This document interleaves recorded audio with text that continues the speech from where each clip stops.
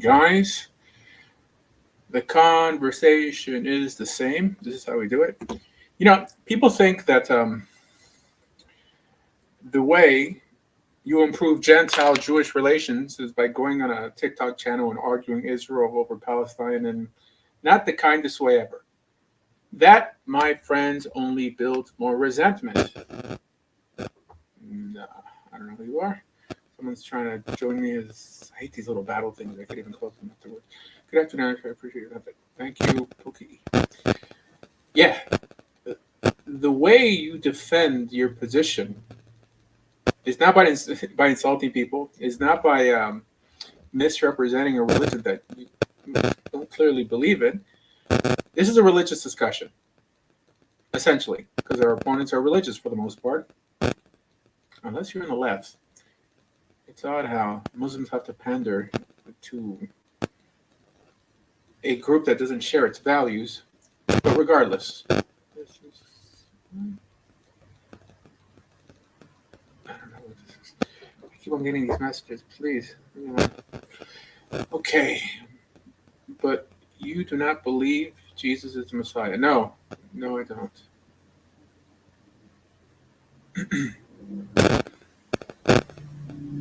I don't. Hey, Rabbi Asher. Hey, what's up?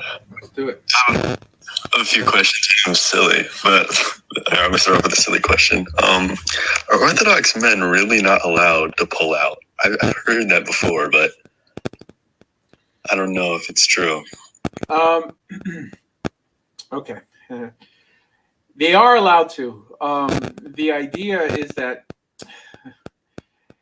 All right, this is kind of a little bit complicated notion. I was talking about this the other day. How the Rambam talks about this thing called derech havarim. That it's not necessarily. This is a weird conversation that you have to finish inside the person. It could even be outside of the person also. As Maimonides brings this down. It's not, sex is not only for procreation. So from that perspective, even oral. See, I'm still like a little kid. I can't talk about these topics without giggling. Is allowed. Yeah. Does everyone hold like Maimonides? No. But yeah, it's pretty much what I teach. Yeah. So in terms of, it's true. There's a misconception that Jews have to keep having kids until, I guess, the girl's uterus falls out. But that's actually not true. I mean, they're not fulfilling the mitzvah provu of being fruitful and multiply, but the rabbis teach that you fulfill by having a boy and a girl. There is this underlying mitzvah called the mitzvah of Yeshivat Yisrael, of establishing the Jewish people. I could slightly be doing that. I guess you could do that in many different ways. But nowadays, if people want to stop having kids, they typically have to ask permission. But there's no source for that. Yeah, so long story short, at least according to Maimonides, you're allowed to pull out. The story that people get confused is the story of Onan. So Onan in the Torah, people think this is a prohibition about spilling seed. It's not. At least that story is not a prohibition on spilling seed. It's a prohibition of the man not honoring his dead brother and having children in his behalf. That's a story. Anyone who reads it through comes to that conclusion. From that, if you ask the average person, where's the idea that spilling seed or masturbation is prohibited, they'll say it's that. First of all, there's no masturbation there. It's him not wanting to get her pregnant. Now, the spilling seed is prohibited for other reasons in the Torah, which is it makes you impure. It means you can't enter the temple till you immerse properly. And then that gets translated in the Mishnah as the statement is that the man, like the hand that reaches down there, should be cut off. And that's all I believe the Mishnah has to say about it. However, the Gemara starts making these statements that it's the worst sin. It's like unaliving people. So we see the progression here from a simple prohibition that makes you impure. There's many things that make you impure, right? A woman having a baby makes her impure. That doesn't mean that she necessarily did anything wrong. But this gets translated into that the hand that reaches down there should be cut off. Of course, that's hyperbole, symbolism, poetry. That's not necessarily that you're supposed to cut someone's hands off. But then the rabbis in the Gemara took it and ran with it.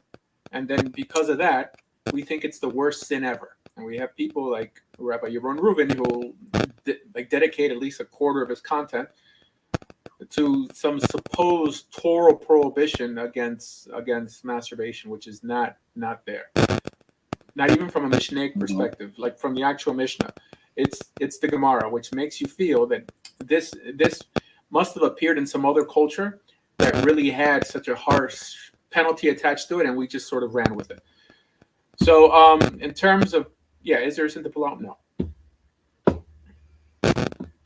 Also, how familiar are you with like the Rebbe? Because I live in Crown Heights, as I think I mentioned this, but I literally still like don't know a lot about him.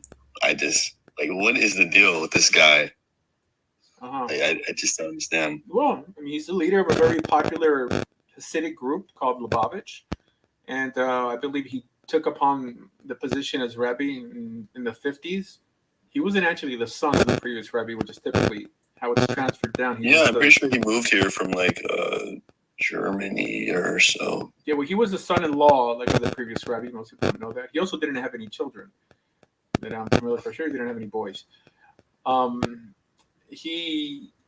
know he learned in the Sorbonne, which I believe is in Germany, but I don't think. Where was he born? Where was he born? I guess someone could help me out there. Birthplace of the Lubavitch Rebbe. Could it have been Russia? Maybe? Or some. I think. Yeah. So in terms of the Rebbe, I guess you probably just got a phone call. So let me wait till you come back. Anyways, is it possible to convert to Judaism without supporting Israel? Yes, it is possible. I mean, what else did you want to know? Like his followers believed he was the Messiah. Supposedly, he believed his father was the Messiah. Like what? I don't understand what did this guy do that was just so great? I get he was the leader of the movement, but I mean, they have like one picture of him in like every room. It's like kind of crazy, right? So this is a very interesting topic because I've asked the exact same question. People say that he's the greatest Tzaddik of the generation. They'll say that Rebbe is an acronym for Rosh Bnei Yisrael. He's like the head of the Jewish people. And, as a matter of fact, when he passed away, the assumption was that his followers were going to unalive themselves because they were so attached to the man. And truth be told, apart from, he clearly wasn't a bad individual. I mean, he was a good guy. He introduced outreach as we know it today. Jewish outreach was invented by this man. Mm-hmm. The whole notion of mitzvah tanks, the idea of reaching out to unaffiliated Jews and bringing them back, the idea of instituting the 7 laws of Noah or resurrecting the concept. He started this dollar campaign just to, in some way, I don't know, give people some hope somehow. He did nice things for Jewish people. He did nothing for non-Jews, by the way.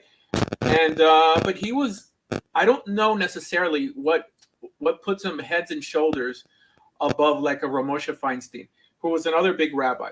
Ramosha Feinstein's contributions were more halachic, but the Lubavitcher Rebbe's main contribution was outreach.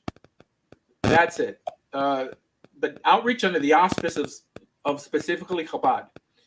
And he met with a lot of people. Heck, he even met with Netanyahu. Like, he met with a lot of people. Not that he traveled to Israel ever, but people would come to him and either grab a dollar, grab advice. But what did the Lubavitcher Rebbe actually do that's out of this world? Absolutely nothing. Yes, he was a good guy, but the way they make it seem is that he was on such a high level. I just don't see it. There's a lot of stories, personal stories that people say about the Rebbe, how he prayed for some people and then they were able to have kids. I remember I lived near Miami Beach in was it 1995 when Hurricane Andrew hit. He told the people in Miami Beach to stay put, that the hurricane wasn't coming their way while everyone says it was, and it didn't come. Okay, I don't know. So it's what it is, and it's typically peddled by a lot of Israelis, is that they hear Lubavitchers say that this guy is the most righteous individual of the generation, and they just repeat it. But if the average person who has a picture of the Rebbe in the wall probably can't tell you much about the Rebbe. And that's what religion has become, especially Judaism. It's kind of a popularity contest. This is why, like, if you go to the house of any Orthodox person, they have pictures of rabbis on the wall. Probably half of those rabbis, they really can't tell you what they did and what they're special for. And it's just a sign of being from. And because Chabad reached out to so many secular Jews, especially in Israel, well, I mean, all over the world, essentially, these secular Jews owe a debt of gratitude to the Rebbe and make it seem like he's, they'll repeat whatever their followers say, that he's the greatest of his generation. But his followers don't make that claim because of what he actually did. But they believe that a Rebbe is the divine essence in bodily form. This appears written by the Rebbe himself in a Sikha. He says that a Rebbe is the Atzmut in a Guf. So when they say that he's the greatest, right, the tops, they're basically saying that as a statement of faith being a chassid, being a follower of that movement, you in some way have to believe that. But it's not because we're actually weighing his deeds out against anyone else, right? Heck, I mean, I know many Christians who have done more for the world. Clearly, I mean, it's a different religion. But just to compare apples with apples in terms of religious people doing something good for the world, he doesn't even compare to what the average missionary who goes to Africa has to put up with, or whatever, the guys who went to Sentinel Island or whatever. Let's just be honest. We clearly have to be honest. And if we're not honest, we're never going to win discussions. So yeah, I mean, I do see like video clips of him on Instagram, but it's typically just him. Yeah, but what is he talking about in those clips? Age, like whispering something. Right. Yeah, but there's usually, subtitles even in Hebrew of what he's saying in Hebrew, because he's hard to follow. Truth be told, the Lubavitcher Rebbe is probably as righteous as any other decent rabbi up today. Okay, apart from his influence when he was made Rebbe, I believe in the 50s, he had a lot of power to institute some big movements. 770 was his idea, right? Corona Heights, at least that area, Eastern Parkway, was the fanciest area in New York at the time, and he wanted to, in some way, build a beautiful center for Judaism. It's a nice sentiment, right? There's a lot of people. Heck, I mean, here, what's his name? Rabbi Lipsker here in Miami Beach built a beautiful shul. There's many people who do that, but the only reason people walk around saying the Lubavitcher Rebbe is like the greatest gadol or tzaddik of this generation is because they're just repeating what the shluchim, the followers of Chabad, are saying, and they're just saying that for spiritual reasons, because he's what they call their admor. So in admor is Adonenu Moreinu Rabbeinu, like their master, their teacher, their Lord, right? Not God wise, but like master. Yeah. But that's what they have to believe as a Lubavitcher. The problem is people who they feel that if they just say it over and over that the Rebbe is so great, then God is going to bless them, essentially. Yeah, but they act like there's like some sort of secret. Like I heard the statement that even if they won't if you were Chabad, even if you won't be loud and proud about the Rebbe being the Mashiach, that it in your head that you truly do believe that he is the Messiah, but you may not say it out loud. They're a bit oblivious. There's some sort of secret to it. See, the thing with Chabad, and my kid goes to a Chabad school, and I daven in a Chabad because my son, so he can play with his friends. I don't dislike Chabad, but Chabad is quite oblivious to other Orthodox movements. Once you enter Chabad, if you actually become like a Lubavitcher, you're not going to know anything else but Chabad, because Chabad only rolls with Chabad. Like they send their kids to Chabad yeshivas and Chabad seminaries for the girls, and it's just Chabad. It's very cliquish, and they don't ask permission. For example, most areas when you open up a shul, you're supposed to double check with the shuls there to make sure that you're allowed to open up a shul. I mean, Chabad will just open it up. They don't like if someone doesn't want to give them a hashkacha, like a kosher certification, they'll create their own, and they did. I mean, they have CHK, Crown Heights Kashrus. So they really do their own thing, but in a smart way, because I guess it's more of a business move than anything, they try to speak in behalf of all of Judaism. I mean, Rabbi Yosef used to do that also. So then just because they're everywhere and they're not the biggest Hasidic movement. I mentioned last time that I think Square Hasidim are bigger than Chabad. I mean, they're just because they're more metropolitan, they're more in your face, they're into outreach, they seem bigger and they're very influential. I mean, look at Shlomo Boteach, right? I mean, everybody knows Chabad because this guy's the Lubavitcher. Although, by the way, yeah, it's mostly the Chabadniks on the internet making all the Jewish videos, like Miriam, Moses, and I forget his wife's name, but you mean Moshe and Sephora? Yeah, and Rabbi Raps, all these people. Right. Yeah, Moses and Sephora, yeah, and Rabbi Raps, all of these people are Chabad. So like that's like what you like a lot of the Jewish content on the internet that's right. A lot of non-Jews get is from Chabad people. So I was this guy Moshe and Sephora. I saw them in my son's school. They live in my neighborhood. I didn't even know. But I thought they lived in New York. No, they live here in Aventura. And then my son goes to LEC, which is it's called Lubavitch Educational Center. And I'm like, hey, that's the guy from the internet. So they all the Lubavitchers, put their kids in mainly in this school. So yeah, he lives here. Rabbi Raps, I think, is the one who lives somewhere else, New Jersey, Pennsylvania. He lives in Jersey Shore. Yeah. Miriam, what are you talking about? Like the Miriam was in Crown girl? Heights. I'm pretty sure she lives in Crown Heights. Oh, then I don't know who she is. Okay, I don't know who she is. I mean, I thought it was another Miriam. Miriam Aguzi, I think, and she's like 3 million or 2 million followers or something. Yeah. And also Manis Friedman. Manis Friedman represents Chabad. Yeah, no, Chabad. The Lubavitcher Rebbe said that it's a job of Jews, i.e., his followers, to basically exploit all areas of media. This is why almost everything the Rebbe said, at least post the 80s, is recorded. There's videotapes. There's Chabad.org was the first, I think, major Jewish website. They have this network of homeschool programs for their emissaries, their shluchim all over the world. They're pretty squared away. Their marketing is very on point. They have this huge Chabad telethon every year with very famous people. Heck, they even got Gentiles donating. I mean, they're the ones who pushed this whole 7 Laws of Noah in the U.S., right? That we have pictures of George Bush signing it. This is all Chabad. I think that's a stupid move. It's kind of dishonest. Sign the 7 Laws of Noah into effect in some way when essentially every Christian, according to Chabad, would be decapitated for not living up to the 7 Laws of Noah because they believe in Jesus. But whatever. That is Chabad. Yeah.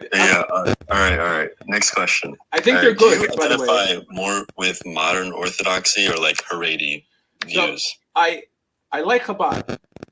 Let's just make that clear. The Jewish people are a mixed bag in terms of I've gotten less pushback from Chabad shuls, because I shul hop in my community. There's like 30 shuls. My biggest haters online have been Chabad. Like this guy Litvin is Chabad, and he's like you can't even dialogue. I've noticed online you can't dialogue with Lubavitchers. They just start freaking out. And there's this other guy. His name is Yossi Korf.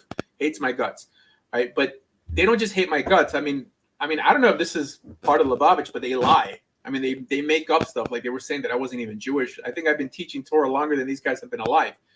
I just look young, people. I've been doing this for a pretty long time. Converted thousands of people. Like now I'm a Gentile just because they don't want to dialogue with me. Because that was the thing. I don't talk to Gentiles. I'm like very convenient. You don't want to debate me on halakha. You have the Torah rabbi. But whatever. Yes, I would say that most Chabad synagogues, the synagogues are very welcoming. They're very welcoming.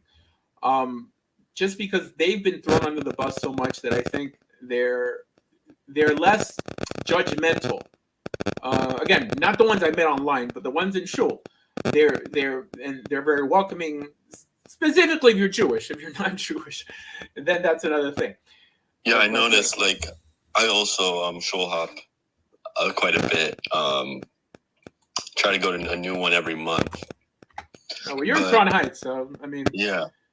And I noticed like Chabad is like the only people that will ever ask me Are you Jewish? Are you a ger or a convert? Or yeah, so they are very the only people disqualifying. that ask me that. Yeah, so if you're non-Jewish, they may be more skeptical. In terms of, who does more for fellow Jews, I learned in Aish. Aish in Israel, at least, is like a copy of Chabad. Like it's a Litvish copy of Chabad.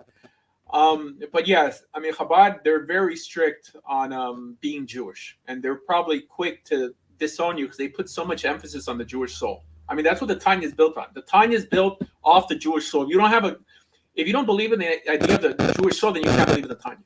It's the first two chapters start off with that principle that Gentiles have a different soul, and Jews have a different soul, and and they never match up because they believe converts always had a Jewish soul. So yeah. Anyways, so you asked me if I identify more Haredi or modern Orthodox. In terms of my ideology, more Haredi. The problem I have with because of your political views? Part of it, yeah, that's a big part of it. The way I define modern Orthodoxy is doing what's required and considering what's optional. That's not what Orthodoxy is nowadays. Orthodoxy is nowadays what people call conservadox, which means like the women won't cover their hair, they won't wear long sleeves.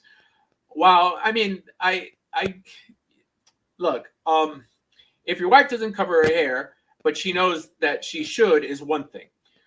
When you say that law doesn't exist is another. And I see a lot of Orthodox women basically just saying that's not a real law. Instead of saying, there's a lot of things I should be doing, right? I mean, I should be on the front line, like unaliving communists, right? But I'm here with you, fine people, teaching Torah. We can't in some way deny reality. We can't deny that standards exist, right? What we should acknowledge is that, yes, they exist, but I may be too weak to keep them. But there's other people who will come along and do what's supposed to be done, and I'm not going to change that standard for them. However, like the pattern that people fall into is that only because something is hard for them, they will automatically deny that it exists.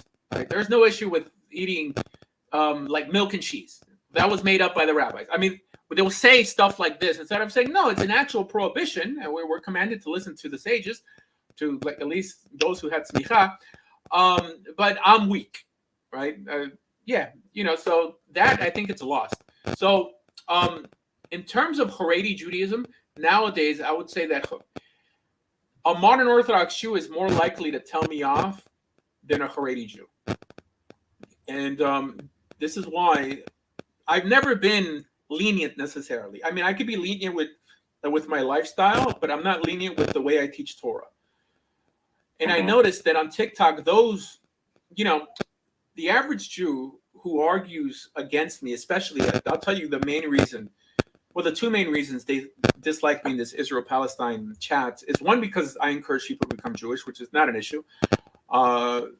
And two, because I deny that we're an ethno-religion.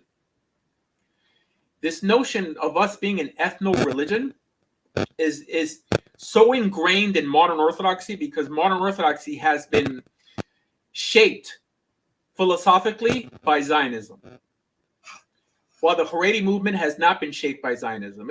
In other words, you have Haredi Jews that support the state of Israel, but they won't identify as Zionists, right? And they'll make a distinction. They'll be like, no, I mean, like, we're a religion, a secular Jew has nothing to do with me. I'm not going to count him in a minion, this and that. I mean, a good example of this is somewhat, I was going to say Rav Victor Miller, but he was a straight anti-Zionist. But yeah, the problem with modern Orthodoxy, as I see it today, is that they don't know the laws, and they try to look. I get it. The state of Israel is essentially a chulent of different people, and we have to try to make it work. But what we shouldn't do is try to rewrite Judaism to make it fit the state of Israel. Okay, there is no justifying the state of Israel from a Torah perspective. There's no justifying it. Now, do I want it dismantled? No. I mean, what are we going to do with other Jews there? All right. I mean, let's be pragmatist. However, am I going to say that God now validates the state of Israel and start praying, for its success, like as it exists, and I don't know, like say, hallowed on your Matzot? That's another thing. So I noticed that many modern Orthodox Jews, believe in fusions, religious fusions and secular fusions from this perspective, secularism combining with Judaism. So traditionally, I think modern Orthodox Jews were Jews who grew up Haredi, who in some way wanted to fit into the modern world, and like at least in looks, like maybe in the way they dress and the way they talk, right? But they didn't change their religious outlook. However, most of the modern Orthodox Jews today are about shuvas, people who grew up in this, like going on birthright, and so they become religious under the auspices of YouTube rabbis and stuff, and they think that might makes right. Because the vast majority of Jews are all pro-Israel, then this must be biblical. Instead of saying, you know what, it's a little more complicated than that, right? Only because we support the state of Israel doesn't necessarily mean we're going to justify it from a Torah perspective. And this is where people get stuck, and this is why these guys get frustrated when they argue with me. The truth is, it's not what you claim to know, it's essentially what you can defend. And I don't think that a religious Zionist Jew would ever win a debate with an anti-Zionist. This is why they don't debate anti-Zionists. Or even non-Zionists like myself. I consider myself a non-Zionist, which is a traditional Haredi approach in Israel. As a matter of fact, Chabad started off, the Lubavitcher Rebbe was a non-Zionist. Meaning, he said, yes, once we have this land, we shouldn't give it back to the Arabs, but he would never have supported Zionism. I mean, Zionism was a big no-no in the religious world. It's always been, especially before 1948. But they were known as Mizrahi back then. And even the Chavetz Chaim, I mean, damned them to hell. I mean, it's very, these people don't talk about this stuff. So the problem when they debate me is that it makes them look bad because non-Jews are looking, and then if you see one Jewish person correcting another one publicly, then it doesn't look good for their argument. So they're like, oh, we have to say that Usher is not even Jewish, or Usher is not a rabbi. Instead of saying we differ. Truth be told, I'll tell you, this whole that I'm not a rabbi, I'm not Jewish thing is because I'm a convert, by the way. And there's many converts on this app who lie about being converts, but I saw the way that they treat this guy, the Hasidic guy, Lazer Meisels. So he's a very staunch anti-Zionist, right? I mean, he's not even a non-Zionist. Lazer Meisels is Yeah, I mean, he's on this app. I mean, he's like a Satmar guy. He has payas. So they may call him an idiot and they don't like him, this and that, but they'll never deny he's not Jewish. Why? Because, I mean, Lazer Meisels. I mean, that's not like an ethnic sounding name, or right. So me in particular is because I'm a convert. That's main. That yes, I mean they'll insult us both, but me, they'll take it further because they think that I should know where I came from. Many people I've told now, they're like, you remember where you come from before you try to correct us. Yeah, well, I mean, someone else who may tell them things they don't want to hear, they'll just write them off as dummies or idiots, but they won't question their Jewishness. Well, from a Torah perspective, the last thing the Torah wants you to do is to insult a convert on the basis of him being a convert. If they want to insult me, they can insult me on whether I don't know stuff, but by the simple fact that I have this platform almost daily, welcoming them to come on, which they won't come on because it's being recorded, shows that it's ultimately what we call sinat chinam. It's like a baseless hatred that only builds resentment, by the way. When Jews fight amongst each other, especially when Jews will publicly say on TikTok that we're allowed to speak evil and lies about Gentiles, which is essentially what this guy Littman said, there's Gentiles listening. You know how many non-Jews that I know personally that are fed up with our people? They're fed up, with how they're treating Candace Owens, with Shmuley Boteach, just the things that they feel that we could get away with without being called out on. And if we do, if someone does call us out, then we automatically call them anti-Semitic. People are fed up with that.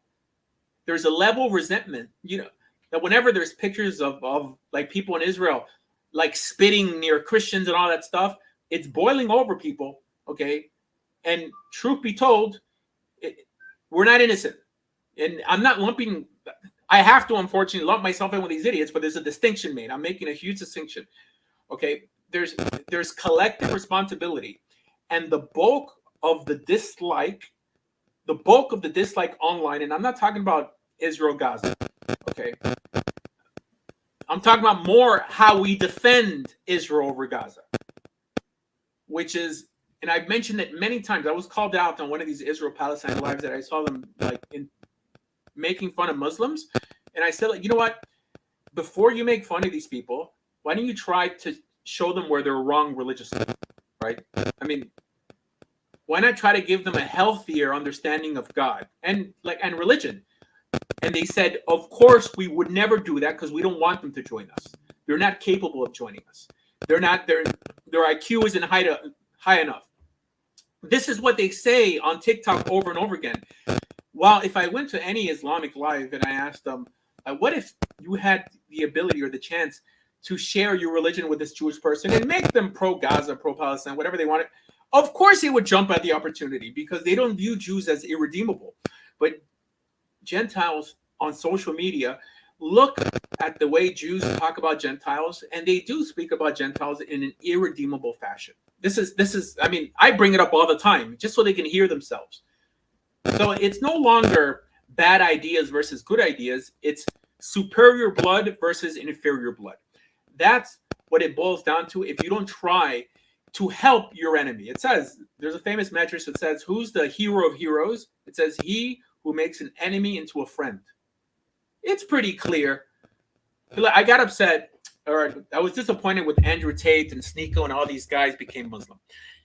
And the reason why is because I felt like, do you know the thousands of young men that are going to convert to Islam just because they admire these guys? And almost automatically be pro-Palestine over pro-Israel, automatically. So it has nothing to do with people being inherently irredeemable. It's bad ideas being spread, bad religious ideas. And the only way it sounds silly that I even have to repeat this. The only way you combat bad ideas are with good ideas. It's the only way. The only way you combat bad religion is with good religion. It's the only way. And we just don't get it. Now, people don't understand that when you, because there's people who live on TikTok now doing this, when you argue Israel over Palestine 12 hours a day, you are proselytizing, okay? If you're trying to change people's mind, you are proselytizing. However, we're missing that area that we need to market our beliefs the most right now, and that's religious. Look at this guy, a fake Jew. But of course, these people won't come up. The most important area that we have to touch on with dealing with pro-Palestine supporters is religion. You change someone's religion or give them an ethical alternative to their religion, even if it's Christianity, then you'll win the vote. Then you'll win an ally. You're not going to win a religious discussion with a secular person representing your cause. That's it. I mean, people don't understand that. In all these Israel-Palestine lives, you have secular Jews with rainbow flags and all this stuff trying to dialogue with religious Muslims. You guys have irreconcilable differences. Where are the rabbis discussing kindly and politely religion, God, ethics, and morality with these Muslims, right? A religious person is not going to take anything a secularist has to tell them seriously. We have to be honest here. If it's a religious cause, it's religious people who have to step up to the plate and say, you know what, perhaps you may want to consider an alternative to your radicalism. Perhaps you may want to consider Judaism. Anyways, I'm trying to read the comments and talk at the same time. Guys, this is the only way. The only way is essentially encouraging people to become Jewish. And then we could rightly complain. You can't complain about a group of people if you don't first give them an option to change, an alternative to their belief system. Everything in life, bad ideas versus good ideas, right versus left, right? But we still don't get it. Anyways. All right. That being said, what's up, Josh? What's up, Everything Equip? I'm looking at my YouTube. We're on YouTube, Facebook, and on TikTok. If Jews shouldn't proselytize, then how will the nations Serve God in his day. Yeah, Jews should absolutely proselytize. Now, proselytizing in Judaism doesn't mean telling people to become Jewish. Okay? Proselytizing means getting people to understand the message so clearly, the message of God and Torah so clearly that they would want to sincerely become Jewish. It's not about just throwing people. Anyways, I'm sorry. I'm always getting all these different messages that I have to read while I'm on the air. Yeah, so people think like, oh, you're just throwing people in the water. People who come to me to convert are already religious. I mean, they actually know more than they need to know to convert. So people think that when I say I proselytize it, I go door to door and I'm like, I don't know, like I walk around with a swimming pool attached to a pickup or something. No, not at all. It's again, good ideas versus bad ideas. And by the simple fact that we have to share this planet with many people who dislike us for unfair reasons in the vast majority of cases, it behooves us to change the way they think. What else? Yes, and proselytizing does include debating, and that's what we're trying to do. That's not very Jewish of you. Well, this guy is a troll. Guys, don't defame. Debate. And I think I'm very courteous to all my guests. I let them speak. Let's see. What's up, Max? I haven't seen you in a bit. I don't know if you remember me or not. I don't know. But maybe. Yeah, no big deal. No big deal. So, yeah, I just actually wanted to continue with my thought there. With doesn't proselytizing include debate? Because Proselytizing. I mean, at the same time, you said that yes, but at the same time, like you don't kind of like in condone like people telling like others that they're wrong about scripture. No, I right? do condone that. Of course, I condone that. The Torah condones it. It's all about separation. Right? I mean, there's many things that we don't tolerate. I'm not a hippie rabbi in any way trying to like water down the Torah and say that I believe in moral relativism. There's a right and there's a wrong. But if someone's misrepresenting your Bible, I mean, heck, Muslims believe that every chapter is talking about Muhammad. I think it behooves us to take them into the Hebrew in a kind manner, show them where they're wrong, but don't just destroy their religion, but give them an alternative to their religion, which is essentially Judaism. Yeah, but see, I think that's the issue, right? Isn't that the crux of why these wars happen? Is because the debates eventually lead to that violence because you're trying to prove one side is trying to prove over the other that they know who is God. And so essentially none of these Abrahamic religions can actually be friendly because at the end of the day, the root of the belief makes it so that you're on opposite sides at all times. No, I completely agree. I mean, that's not the case in Israel, by the way. Israel is a secular country. But in the past, only one could survive, essentially. Right? Like, for example, Christianity and Islam have irreconcilable differences. Muslims could live under Christians and Christians could live under Muslims. But at the end of the day, one has to be in charge and one has to be subservient. The idea that we're all going to live in some sort of hippie state, that for sure is never going to happen. But if you're not growing, you're essentially shrinking. See, I would think like, because Islam says that, right, the Muhammad is a prophet and that he was given instructions by God through, I guess, the angel Gabriel, right? Yeah. That would essentially put you at the same kind of contention as Christians, in a sense. That's what I think. Okay. Would I be wrong? Yeah. Well, I mean, it's progressive revelation. That means, I mean, it's quite, I think it's the same angel too, right? It's Gabriel that appears to Mary and it's Gabriel that appears to Muhammad. It is. Gabriel is pretty, like if he's Gabriel, I mean, who's Strabriel? His brother? Never mind. But, yeah, so, I mean, from a Torah perspective, you have like a group of people adding to the Torah, essentially to God's will. That's what makes it un-Jewish. Right. Right, and that's the other problem too, is that Islamists think that they are the nation of God and that it no longer belongs to the Jews. Oh, well, Christianity as well, by the way. Another problem, right? I mean, Christianity, outside of these modern fusions like Messianic Judaism and I don't know. Like anyone who views Israel as chosen and all this. Yeah, no. Traditional Christianity also feels like they've replaced Israel. Right. Well, I mean, now they believe that they're in the new covenant, right, with Jesus. Yeah, no, it's a different religion, bro. It's a different religion, essentially. Yeah. I mean, once it detaches itself from Torah, it makes it like a different religion. I mean, I think with all of this, what I was trying to say is like, I understand your fact, like, we should kind of like,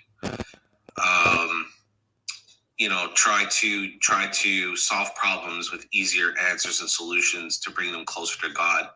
But I don't think it'll ever happen in that sense, just because of the fact that those opposing views will always make it so that those tensions, those contentions will always be volatile.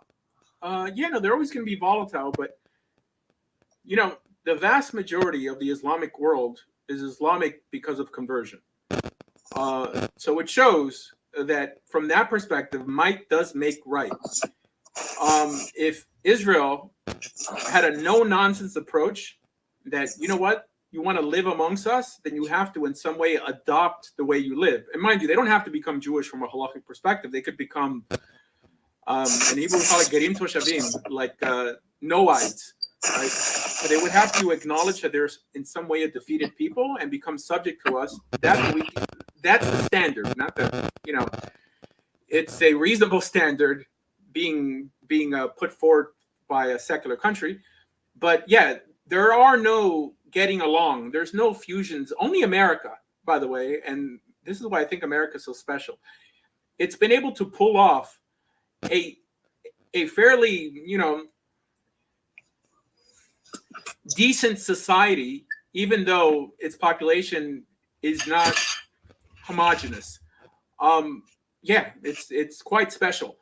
But I mean, mainly because it was never an issue about race or color, but it's ideology. So they were all forced to submit to this greater Christian ideal, and I believe this was founded to be a country very influenced by Christian values that pushed a certain level of tolerance that Islam lacks.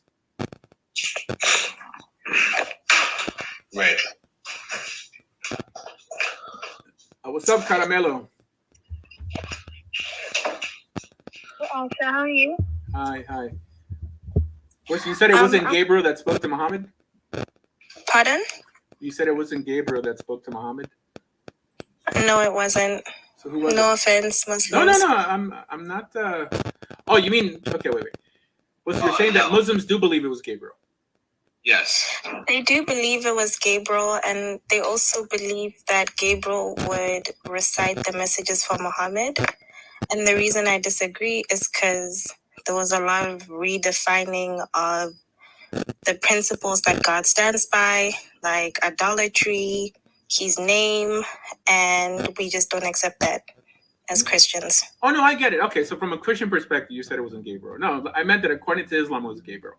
So he's like the guy who's always letting people know, like giving people the news, I guess. I mean, at least between Mary. Well, didn't Gabriel appear to Joseph also? Right? He appeared to Joseph as well, yeah. And I think to Zechariah.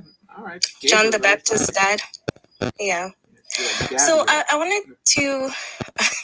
wanted to say something about what you mentioned, right? Which was what I've noticed about Jews and Muslims is that their religion is really entrenched in their culture, like deep. Like you can't be Muslim and not practice the culture. Mm-hmm. I know Black Muslims who before were like just normal people, traditionalists or whatever, and now they drink Arabic coffee and they, and I'm just like, this is so deep. So it would be hard, even if you offer Judaism as an alternative. You're basically asking them to change the whole identity, not just the identity and the God, but also like the culture. And there's a lot of, what's this called? Personality politics, is that what they call it? Like going around. And I'm sure it would be just as hard as well if you take a Jew and you're trying to convert him or you make him like Muslim. They would have to change not just their religion, but their culture as well, which I think is what makes it difficult. And I don't know how you would face that for somebody. You mean for a Muslim to leave his culture, you mean? Mm-hmm. I don't But know. I mean Jews as well, because like you guys have feasts and you have a certain way of, dressing. There's certain practices within your culture that are also tied to your religion. So Right. if you change religion, it's like you're basically changing your whole identity. I don't think so. I mean, with the exception of like stupid customs that Jews have, like getting drunk on a specific day. I think that's a stupid custom. But in terms of just religious practices, every Jewish community inserted their own flavor to it. I mean, like Mizrahi and Sephardic Jews ate like soft matzot, like matzahs on Passover, and Ashkenazim had the cracker-like, and Jews in like the Kaifeng Jews in China looked Asian. Yeah, I'm all for de-ethnicizing the religion, with the idea that it should only be like falafel and shawarma that make you appreciate Judaism. No, I mean, like, you're allowed to make it what you want as long as you don't violate any law. So, yeah, I'm pretty sure Muslims are very similar. Right? I mean, there's Muslims in America who don't behave like Muslims in Lebanon, and on and on. Yeah, there's religious practices in terms of the different flavor every community might bring to the table. I think that's what makes it fun. But the idea that they all have to boil down into one Israeli culture. Here, I mean, to respond to MSLN, so I mean, he's quoting the Rambam in the Serbia, like the 13th chapter, the 18th halacha. So he quotes in Amara, like the famous statement in the Gemara that says that it says that ger markashim, like hard on Israel, like a sapachat, like a sore on their side. Yes, the Rambam reiterates, I think this is Rav Kolbo or something like that in the Gemara, like in Amara. However, in the same sugya, in the next parak, the Rambam says that from the outset, we only encourage people on when they want to convert. We never push them away. The Rambam also writes in a tshuva that we're allowed to encourage to teach towards the Christians. He says, mamish notzrim, and bring them to our religion. There's nowhere that the Rambam says to push people away. However, he's also not for watering down Judaism. He says when someone comes to convert, you tell them what the law is, and if that causes them to leave, then let them leave. Right? But the idea that if someone's serious, that you're supposed to discourage them appears nowhere in the Rambam.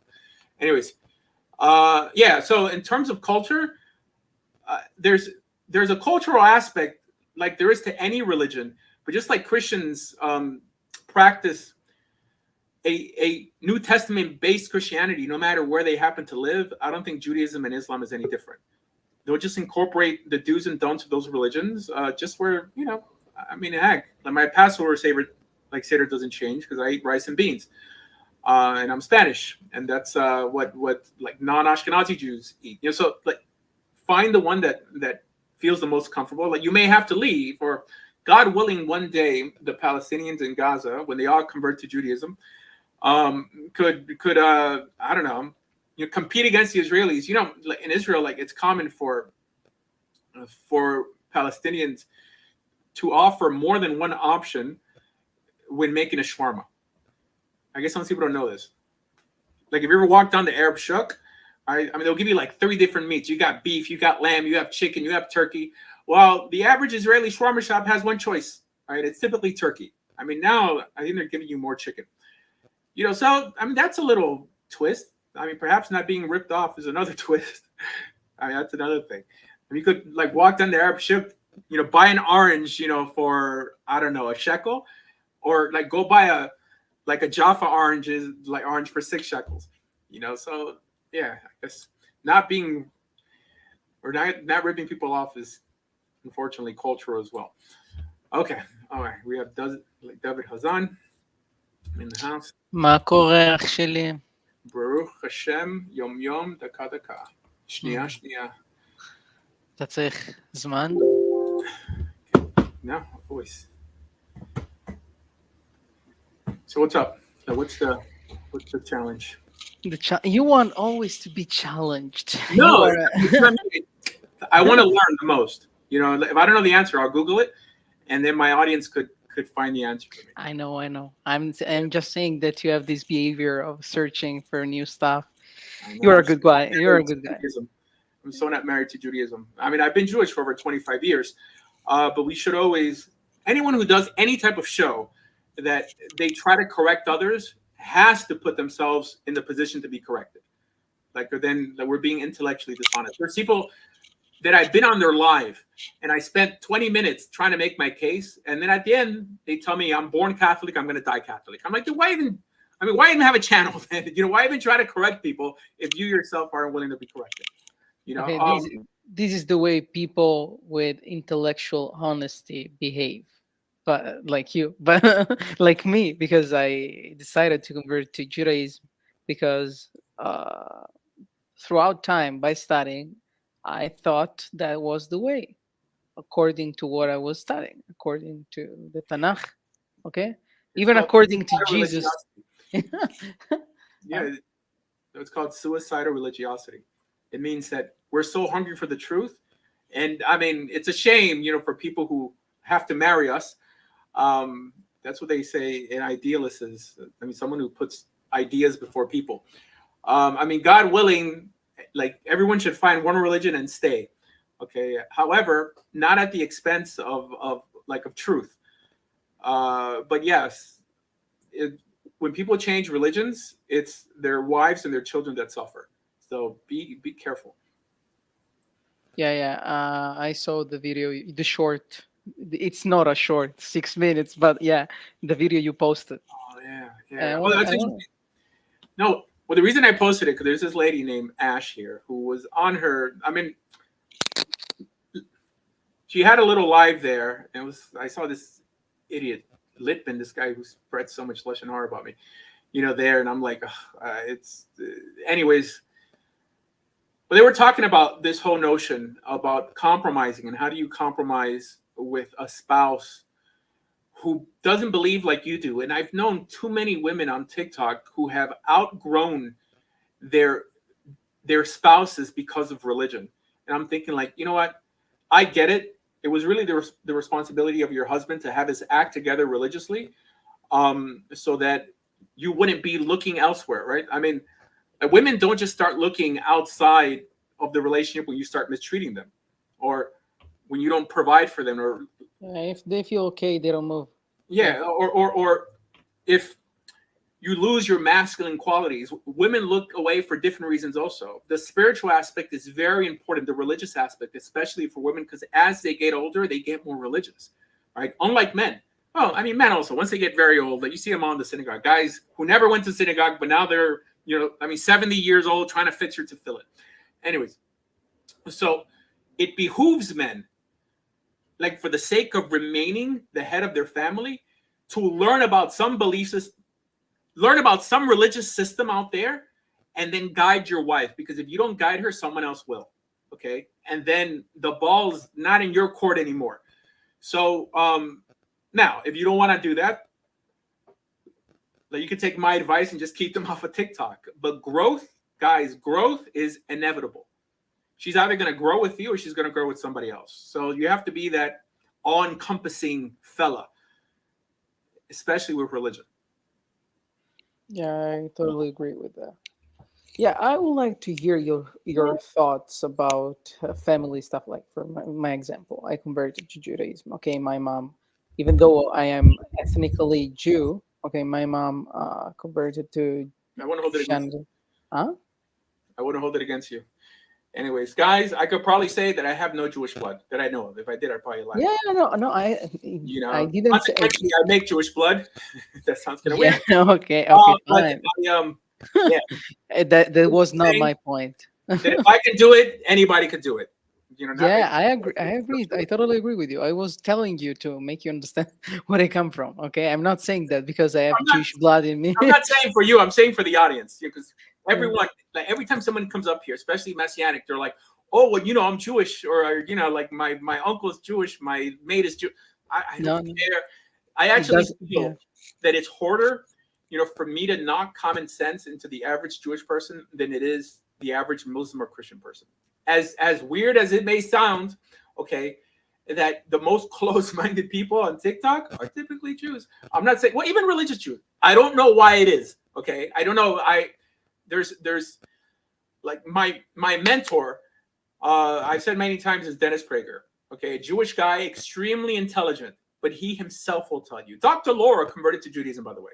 Like her father's Jewish, Dr. Laura Schlesinger, and she said that the bulk of all her hate mail was Jews ridiculing her for being Jewish and like attacking her for her conservative views.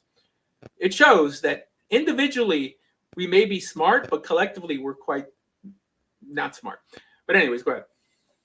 Yeah. So my point, like my question wanted to be like, for an example, I converted to Judaism. Okay, so my mom, the thing that I'm ethnically Jew doesn't mean anything after what I'm saying. I'm saying that I converted to Judaism, even though I am ethnically Jew. And I can assure you that everyone can see that on my face. I look like a lot Mizrahi, like a lot. Okay, by the way, it doesn't matter. My point is, like, I live with my mom, and she's Christian. Okay, I tried to show her many times what actually the Bible says, but you cannot force anyone, okay, into something. But I see at the same time that I should not bring her in Judaism, even though it makes me suffer. 100%. Because, I completely sympathize with your position because no, that's because and I realized this like actually in this last period, especially after the video, I said, you know what, I've been an idiot trying to showing her the truth and whatever, because now she lives alone basically. My sisters are, one is married, the other one study at the university, so she's basically alone. If I bring her to Judaism, I'm already alone. I myself live in a place where there is no Jewish community. I live completely alone, like 600 kilometers away from the nearest Jewish community. Okay, so I would bring her in a devastating position because she would be completely alone, completely isolated from anyone. I Because feel the same way about my mom also, by the way. I mean, I think maybe in the beginning, maybe I mean whatever. Like I'm old already. Maybe the first year I may have said something to her, but I ceased trying to convert my mother or my father or my siblings, by the way, because it's not about what feels good, but what ultimately does good. Like my father, I mention this story constantly, how my father, maybe 15 years ago, he was a victim of a home invasion. I mean, I live in Miami. It's pretty ghetto. So these guys came in, they tied him up, they beat him up and all this stuff. And he had like PTSD and like all this stuff. And then he knew that I was the religious one of the family. So he came up to me and he's like, I want God, give me something, give me, so I'm thinking like, let me see. If I send him to the local synagogue, I mean, he's probably going to unalive himself. Okay. Because the last thing somebody needs is, for someone else to yell at them for sitting in their seat, which is typically what happens. Judaism, as it stands today, is not equipped to receive newcomers, even if they have Jewish blood right away. And it's more equipped, like if you have Jewish blood, but it's not that type of place. So then I told him, go to church, and since then, and it's been probably 15 years, he goes to church every week and he feels better for it. Because it wasn't about, Judaism above everything. It's what's better versus what's good. And in this case, it would have been better for him. And then some people, because Judaism is not so equipped right now, I'm not saying Torah. I mean, Torah is universal. It's for everybody, and it's equipped for everybody. However, Judaism, as it's practiced today, is very insular. And it's very hard to take someone from a position in their life where they have friends, they have family, right? They have people to date, to put them in a place where they're going to be treated weird for, looking different, talking different. It's very difficult, so this is why, I tell people that when they come to realize that they want to leave Christianity for Judaism, don't do it unless you're ready to pick up and move into a Jewish community. If not, leave your family in the church. Because I've seen it countless times that one idealistic person in the family wants to convert. They keep their family from mingling with other family members and friends. They don't celebrate Christmas. They don't celebrate Easter. They become these nomads, and the kids become atheists just because the parent found a supposedly better path because they saw a Tovia Singer video. So don't pick up and leave everything your family knows just to follow some dream at their expense, right? Again, unless you're going to pick up and go into an Orthodox community. Move to Crown Heights, move to Miami Beach, right? But if you live in Oklahoma, don't be like, guys, we're not celebrating Christmas or Easter anymore, when that's all your family knows, right? You know, and of course, don't be kicked out of your inner circle. So let's be a bit more pragmatic. Yeah, you have a big point. The problem, you know, what's my opinion, the problem with it, besides the fact that we know our brothers and the way they think, okay, they should, you know, wash their heads a little bit, okay, and we know that. But besides that, the thing about people criticizing you all the time is because they don't hear this kind of stuff that we are talking about. That's not true, man. They hear this. No. It's not so clear outside. Okay, there are people who intentionally, even though they know all this stuff, they don't care. They just want to attack you because in their heads, like, you are not doing a kosher lachic stuff. They don't even know what alacha means, actually. Okay, stuff like that. But, okay. Besides that, yeah, what I've seen in you to this point is a joyful guy who lives like a young boy who takes life really happy. So people usually, you know, don't always appreciate that. But besides that, you know, anyway, I could almost sum up most of the hate that's tossed my way, and it's people wanting to be liked and wanting to be popular. Okay, so that means once the Israelis or the secular Jews on this app start saying, like, he doesn't represent us, this and that, you know, most Christians have this unhealthy attraction to everything Jewish. And I would say that most people who convert to Judaism, what they actually did was they took the infatuation they had for one Jew called Jesus and they put them on virtually every Israeli, right? I mean, it's funny when you see Christians who in the past would never listen to a rock band or something that wasn't religious, suddenly listening to Israeli music. Mind you, Israeli music is not religious. Okay, now you have religious Israeli music. You know, but if someone's listening to Sarit Haddad, you know, driving around, but they're religious Christians, I'm like, don't you know this is secular? But it's in Hebrew.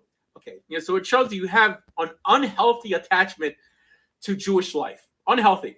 You can even curse in Hebrew. What does it mean? Yeah. You're like, look, you know, I'm talking like Jesus spoke. Or they find like a copy of the Jerusalem Post. I'm like, it's in Hebrew. You know, so they're gonna frame it.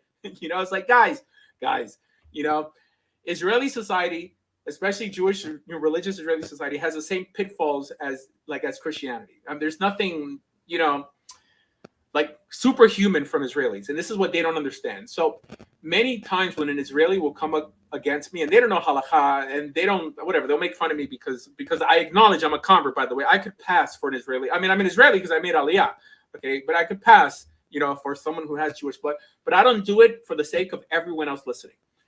I say, guys, if I could do it, you know, like a thug, like a street guy, you know, could go up on TikTok and on YouTube, debate basically every rabbi and not lose. I'm not saying that I win, but I don't lose.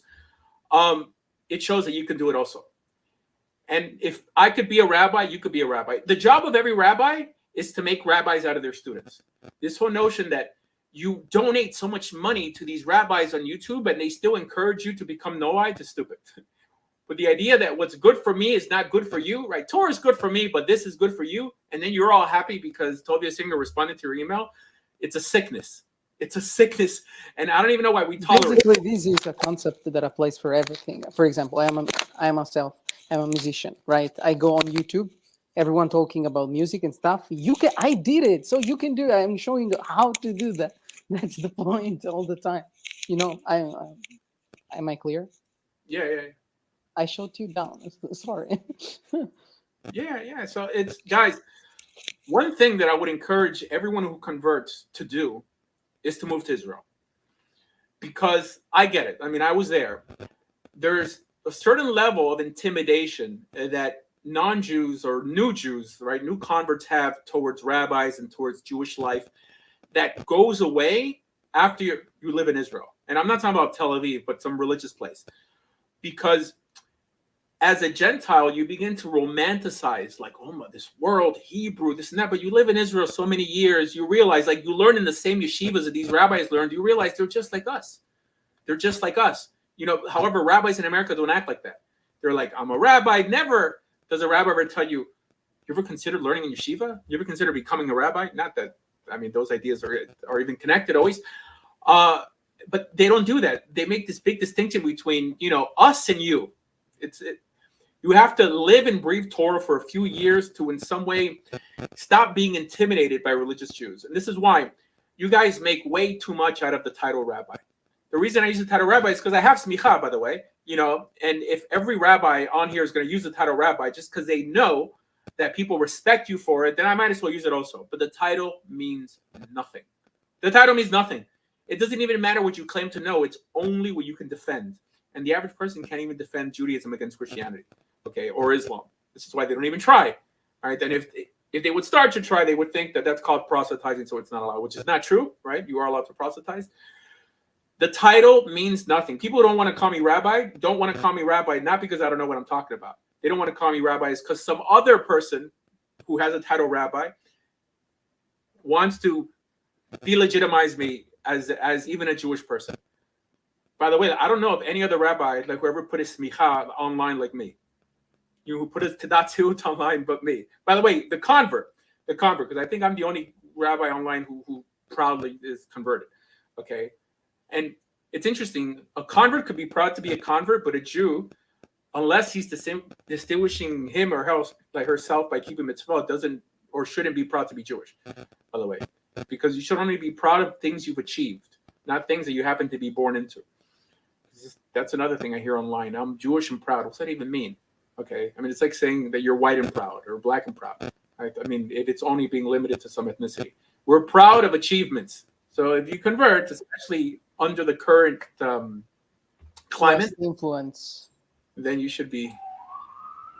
It's a West influence, by the way, Rabbi Asher. You know, a lot of things of the Western society, the bad things, not the good things, influenced the Jews, and you know that. David, how do you say pink in Italian? Rosa. Oh, rosa. All right. No, the Spanish is rosado. Do you remember me? Do you remember that I'm from Italy? Oh, I told you right now. Yeah. No, we have someone up on the stage. His name is Rosado. Welcome, Rosado. Hey, hello. Rosado. ¿Qué tal, amigo? ¿Cómo estás? ¿Cómo estás? I was hearing a conversation about how people are intimidated by rabbis. Listen, I have long hair and I have earrings, and I am not intimidated by no Haredi rabbis. And I davened in Haredi shuls before. Yeah, but you're Dominican, right? Yeah. Well, that's why. Yeah, because you guys are the masters of game. Yeah. Plus, everyone thinks I'm Israeli, so that's why I could get away with it easily. I put out a video today, you know, for guys to keep their girls off of TikTok. Keep your girls away from Dominicans. Okay, Dominicans will take your girl. Okay, so when I was in the army, there was this like alpha boys, like of Jody. Right? I mean, those who are in the military, they know the whole notion of, you know, Jody's got your girl. All right. Well, so Jody is this mythical creature in the military that's always messing with your girl when you're deployed. You know, so Jody for sure must have been a Dominican. Anyways. Tigre Diablo Plátano, dímelo. No, just here, just listening to your conversation, and you had a very interesting shiur on Easter. You're talking with the Muslims, and they were all fighting with. It's very hilarious. Muslims love talking to me, by the way. You know, and so many times Muslims are so glad that I have this type of show, because we actually only deal with religion. And it always boils over into politics a little bit. But I think what frustrates them the most is that people who in their opinion are stealing their holy land, because they have this vision of a global religious caliphate, and that's like the center of it, are people who essentially don't believe in God. Right? You know, so they see Israelis acting irreligious, like women cursing, like being very unmodest, in some way claiming to be the chosen of God, and God appointed us for this, and that. You know, so religious people like talking to religious people. I get along with religious people more than I do with secular people. It's just my people. You know what I mean? You know, like I love hanging out with religious Jews, religious Christians, religious Muslims. Secular Jews and religious people have irreconcilable differences, not just in America, even in Israel. Don't believe the nonsense you see on YouTube. In Israel, religious people have nothing in common with secular people, only on TikTok. You know why? Because the people who claim to be religious on TikTok are not religious. Okay, I'm not saying all of them. 99.9% will make the claim to be religious just to in some way tie it to being indigenous to a land because the Bible says so, but they don't believe in the Bible. It's all a scam. It's all a scam. Religious people are typically quite decent, polite and calm. And this is typically not what you hear from Jews on TikTok. Well, I consider myself observant, but I'm hot-blooded. Oh, all right. Maybe you're Yeah, yeah, I'm very hot-blooded. I take crap from nobody, but I believe in Hakadosh Baruch Hu like vehemently. It's just that I just was raised never take crap from nobody. No, you don't gotta take crap, but people being hysterical is a problem. I don't like. Oh, that hysteria now. That's the thing. And also, I'm against fanaticism too. Also, I'm like very moderate. It says you could believe whatever you believe, but just don't impose on me. Yeah, you have a point, by the way. I have the same problem of you. I understand you. You are not hysteric, but if I understood you well, like you have a problem with sometime when arguing with someone, you are not able to keep it calm, to not start, not screaming, but raising up the tone of your voice, right? Stuff like that. Yes, that's the thing. That's Same why problem. I don't argue with people. I don't. I just walk away. Your guys on TikTok, like the show, like a TikTok. This is the way it works. Like once they tap on the screen, then tons of people hop in, and that's what we want. We want like a nice educational conversation. I want to grow, right? I mean, you never know. I might end up Muslim. I was mentioning how it's a common phrase in the frum world that modest is the hottest, right? Girls who are dressed modestly are. I mean, if you're religious, if this is what It is true. if you find this appealing, religiosity and the whole notion of sneas, that modest is the hottest. And when you see a woman kind of wrapped up in the little hijab thing, it seems like a little package just waiting to be opened up by her husband, right? Ideally, right? So, I mean, from this perspective, I think Jewish women could learn modesty from Muslim women. Huh?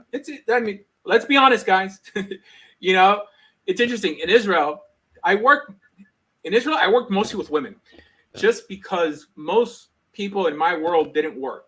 Like most Haredim, at least Litvaks in Israel, learn all day. So I worked in Kiruv, but I worked in this organization.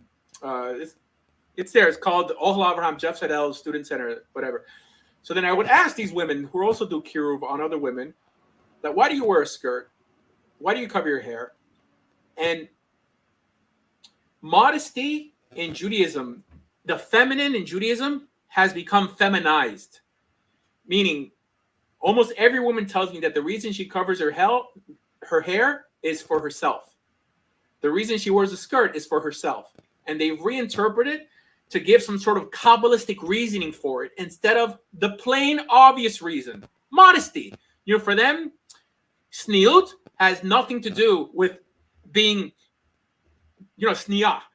It's Kabbalistic completely. They cover their hair because of the sefirot and all this stuff. While most Muslim will tell you that they cover them, most Muslim women will tell you that they cover, so then they're not exposing themselves to men.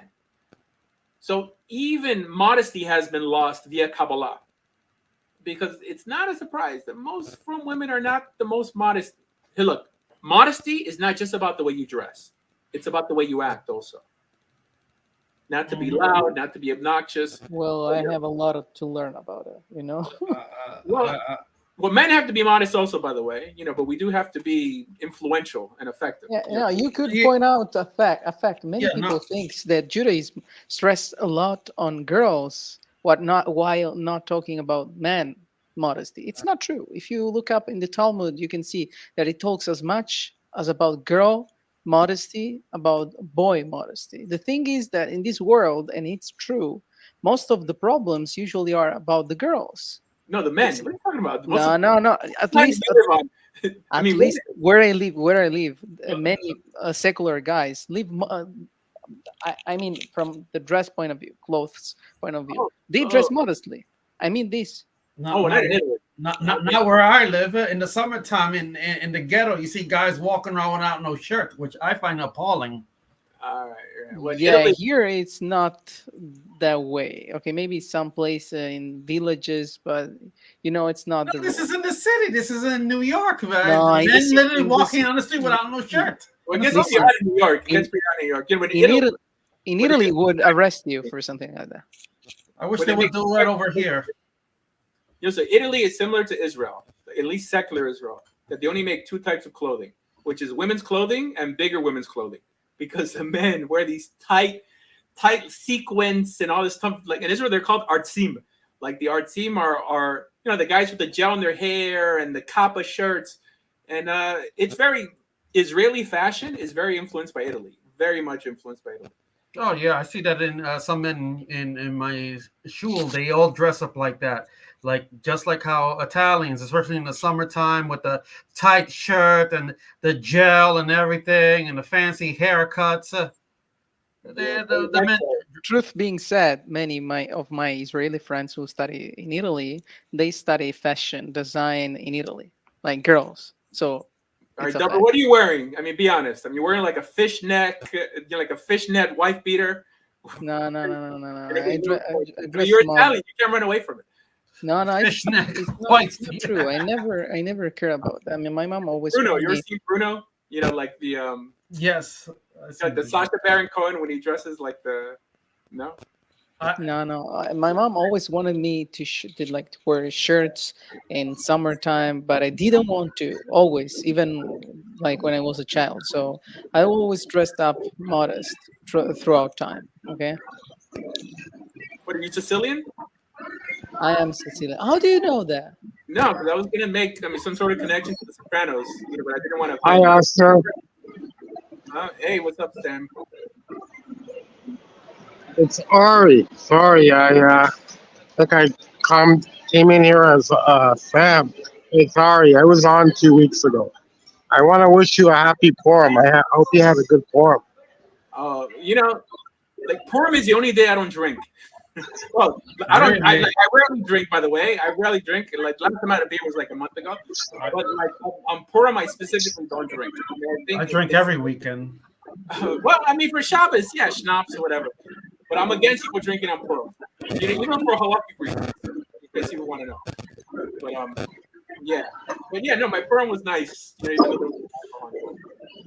But anyway. But you remember talking to me, right? Because I called in about 2 weeks ago. Now, what was the topic? It was about because a lot of Christians asked me about the devil, and I told them there's no devil in the Torah, right? Right. So Yeah. I don't. I think you remember me calling in, no? No, I don't remember. Yeah, but Judaism does believe in a devil. Right? I mean, he just has a different name. I think maybe Samael is the closest Kabbalistic idea. Yeah, they can't say that. They have to say Samich Mem. Right. Yeah. Yeah, also like the Memchet. I mean, they have all these acronyms that you can't say supposedly. Yeah, you can't say Metatron. You cannot say Sandalphon. You can't say all these names of angels. That's just superstition. Shtuyot in Hebrew. Yeah, shtuyot. Yeah, it's a shame. Oh, it's nice. Shtuyot b'mitzvah. So I want to ask you. So I just have a question. In the written Torah, can you have an atonement besides prayer, or is there any way you can get atonement in the written Torah when you don't have a temple? No. Oh, there isn't. There's a distinction between atonement and forgiveness. It's two different concepts completely. When you're in galut, when you're in exile, there's no notion of atonement. There's only forgiveness. So once God forgives you your sins in your exile, he redeems you based off forgiveness. Then when you enter the land, are you atoned for? Whatever that even means. Because I don't think anyone knows conclusively what atonement actually provides, but it's something that has to be done as part of the procedure. So being that this is not our first time that we're in exile. When the Jews were in Babylon, they were forgiven, and then they were brought back to the land, and then they made atonement with the altar.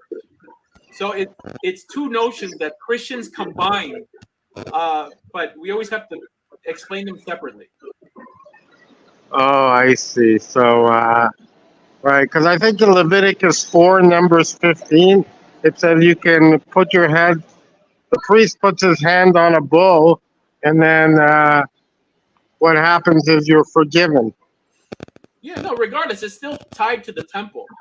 No, the question is, like, if the question is, do you need blood to acquire atonement? No.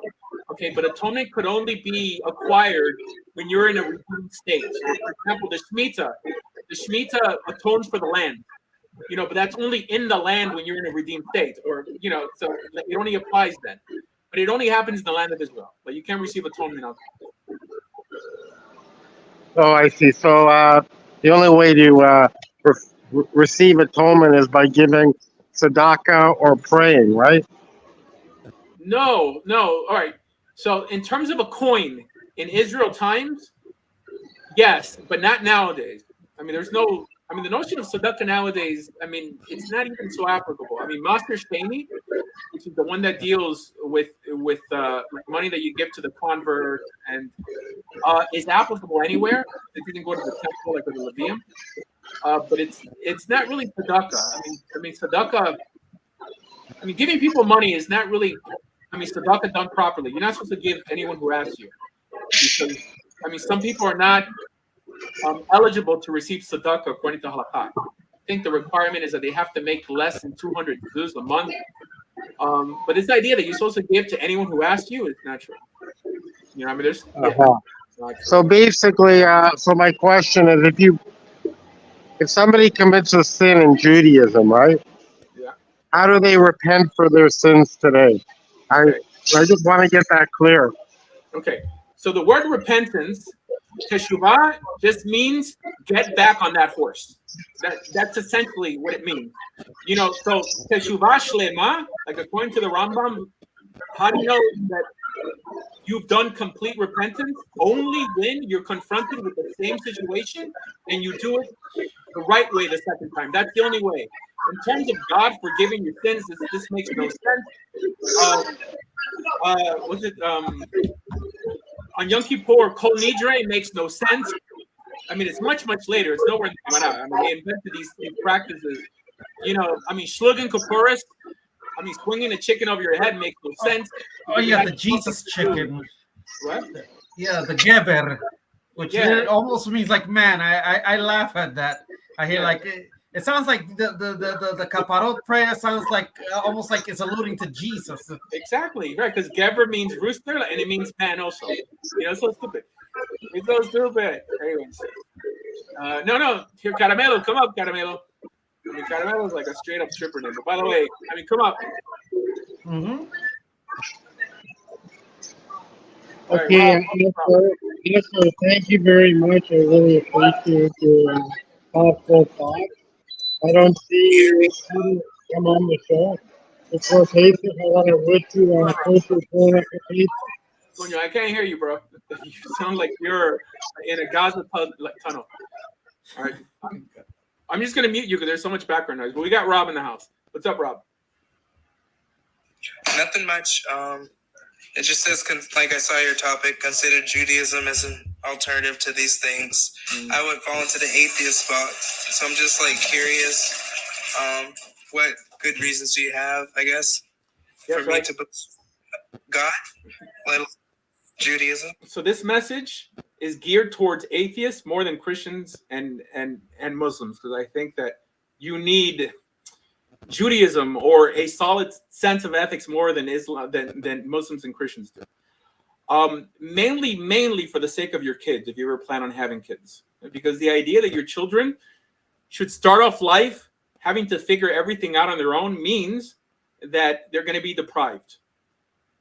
I know many atheists in the Jewish world who put their kids in religious schools because they understand that it's a net gain for them ethically. But here, I don't know, like if you're an atheist or an agnostic, because atheists, in my opinion, typically have a chip on their shoulder.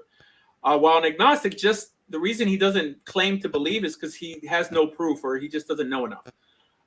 So most agnostics could acknowledge the net gain the Bible has been on society, morally. I'm not saying the stories. I mean the individual moral training that appears in the Bible.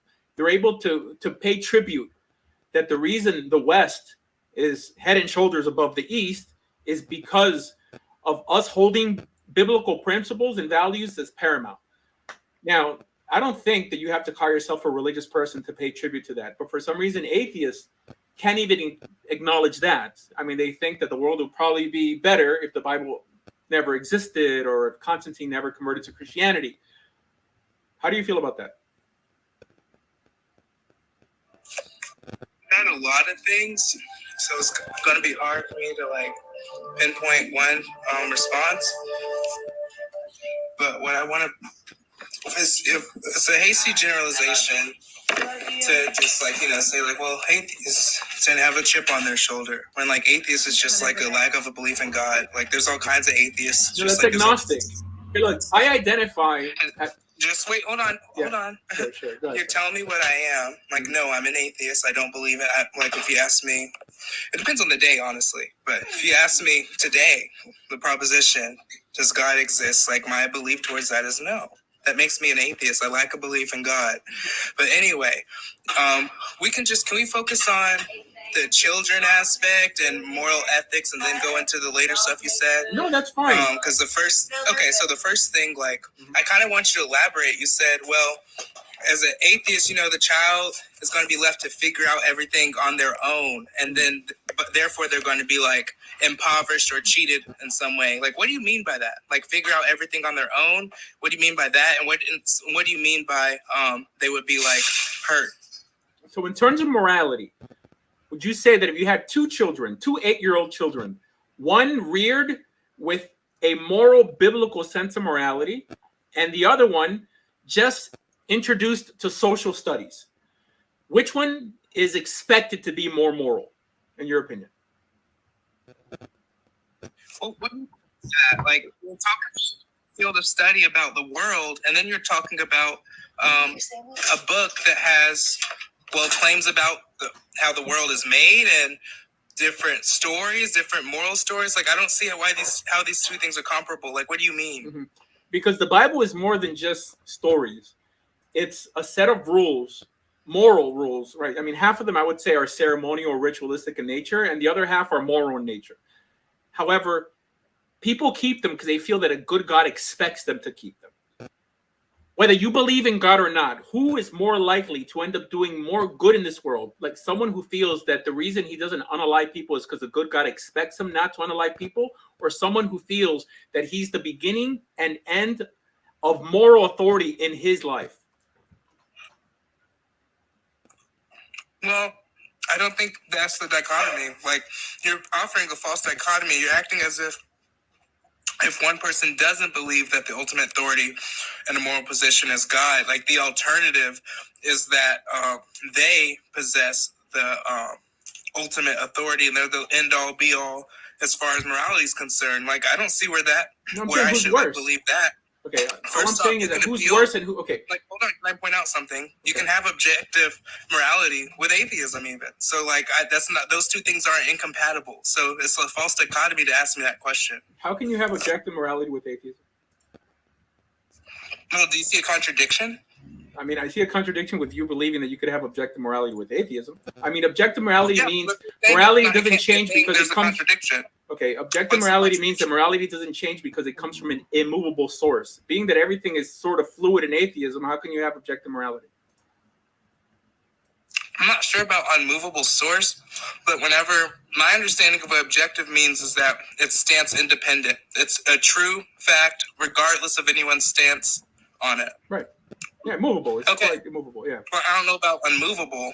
Like, I just don't know if that's what follows from that. But in the sense of being objective, yeah, there's nothing incompatible with saying that an atheist could have objective morality. Like, can you show the contradiction? Okay. I'm not sure what you're saying here. Like, if I could show how atheism can have objective morality by the simple fact that every atheist determines what's right and wrong for him and herself, right? It means that they are the final authority. And if they try to impose that on anyone else, then they're playing God to that person.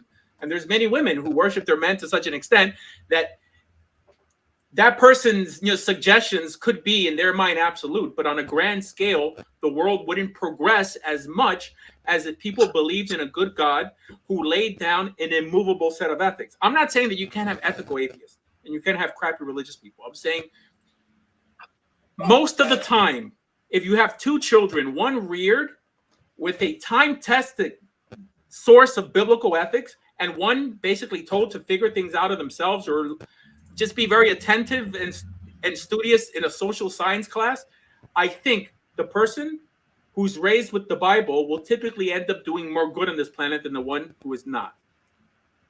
Well, that's just an unfalsifiable claim.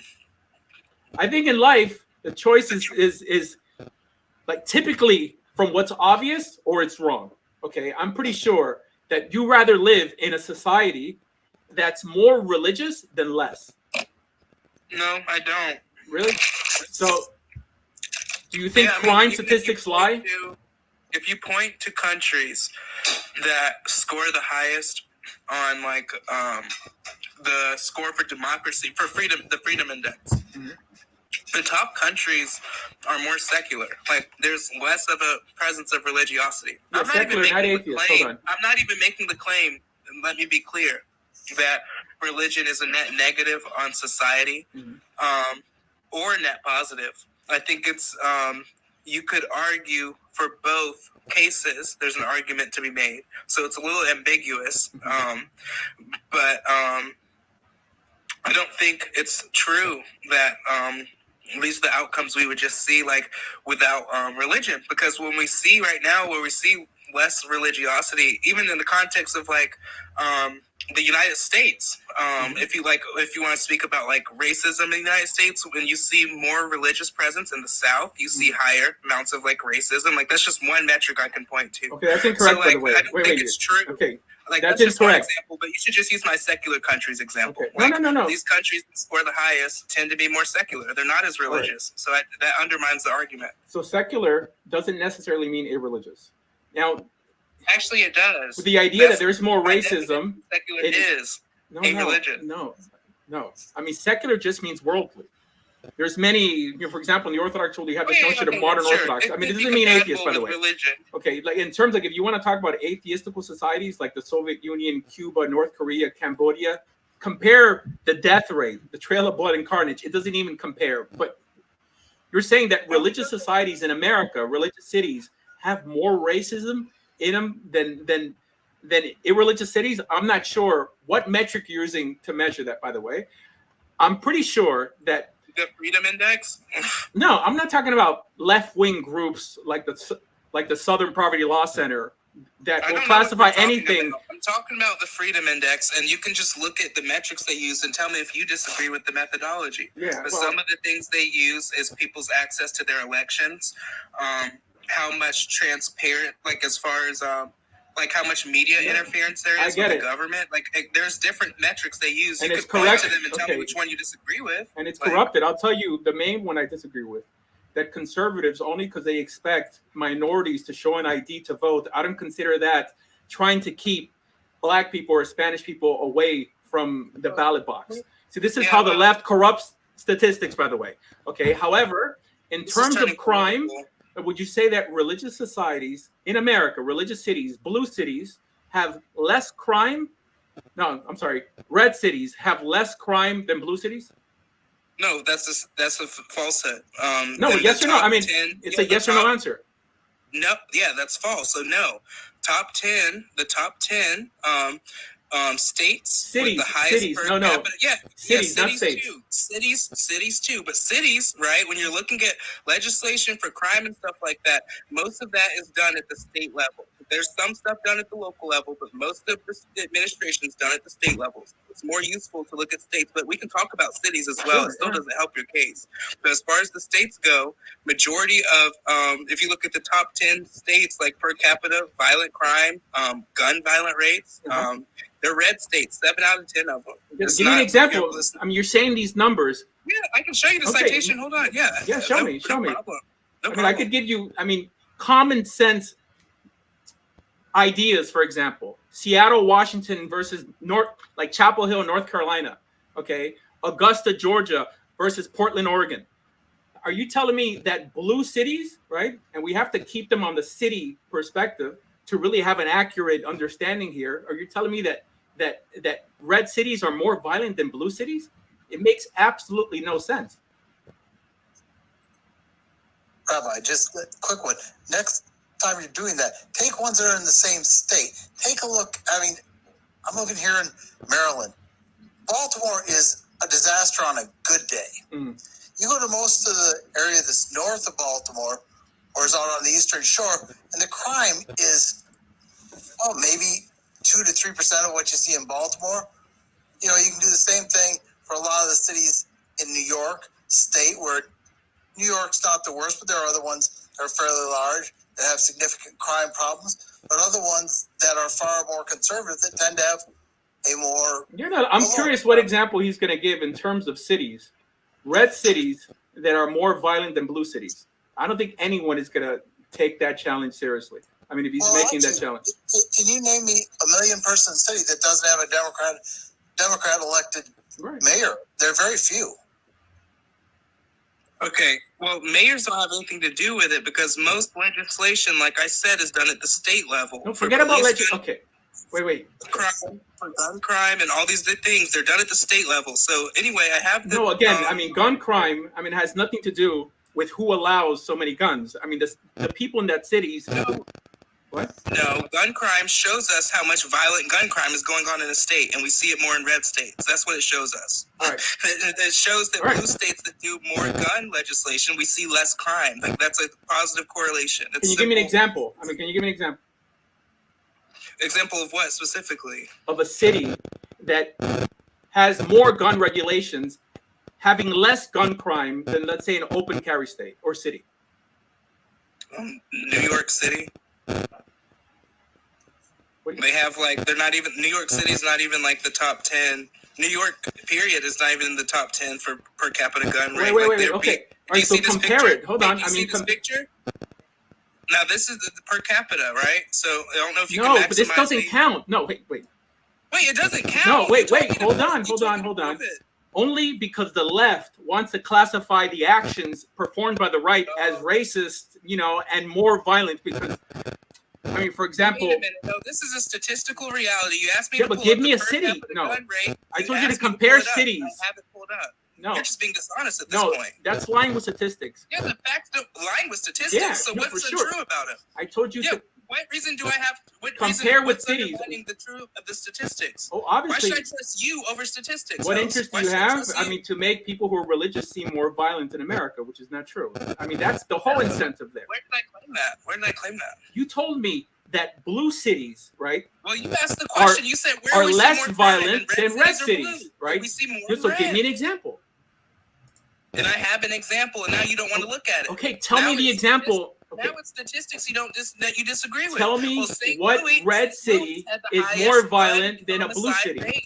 St. Louis had the highest gun homicide rate, followed by Birmingham, New Orleans, Jackson, Mississippi, and then Baltimore. But those first four are red. Those are Republican legislatures. Those are red cities. You're studying a state for what's going on in a city. St. Louis is red? Are you telling me the state legislature has no bearing on crime?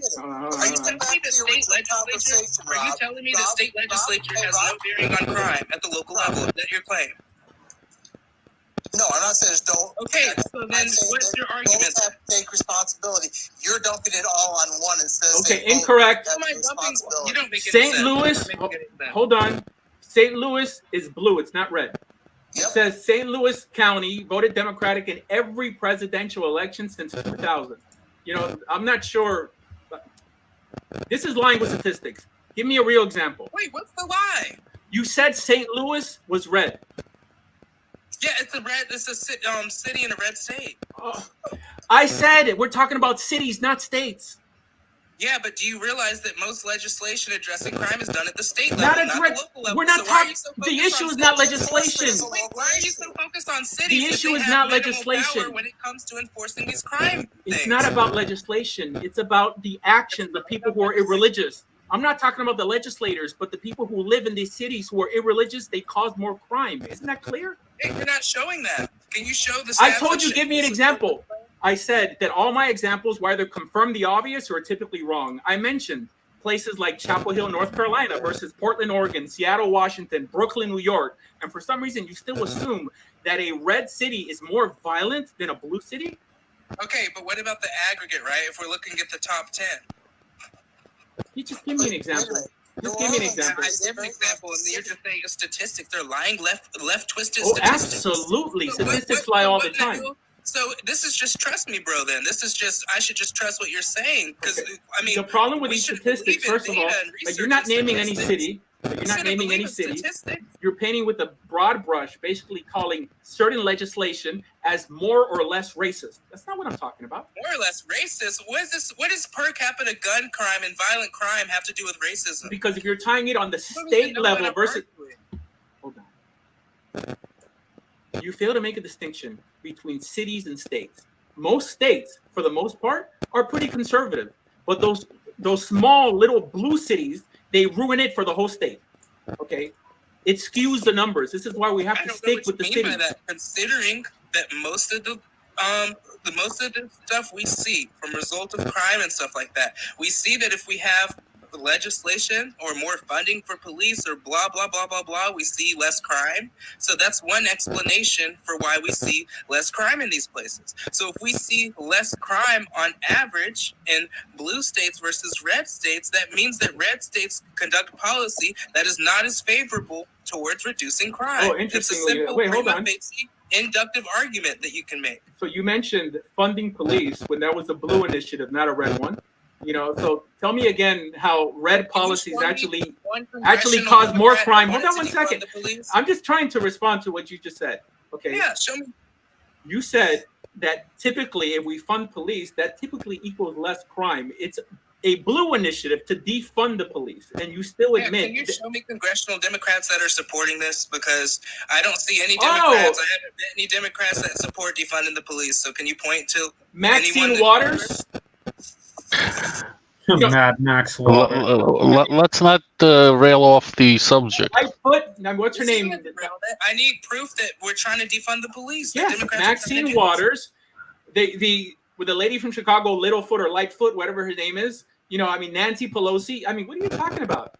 I didn't see any evidence that Nancy Pelosi wanted to defund funding for the police. I mean, defund the police. Can you show this? All right, this is silly now. Okay. Judaism, please. Judaism, please. Making that I have to, like, these are just claims. So who wanted to defund the police? Republicans? Republicans? Well, yeah, y'all actually want to defund the FBI.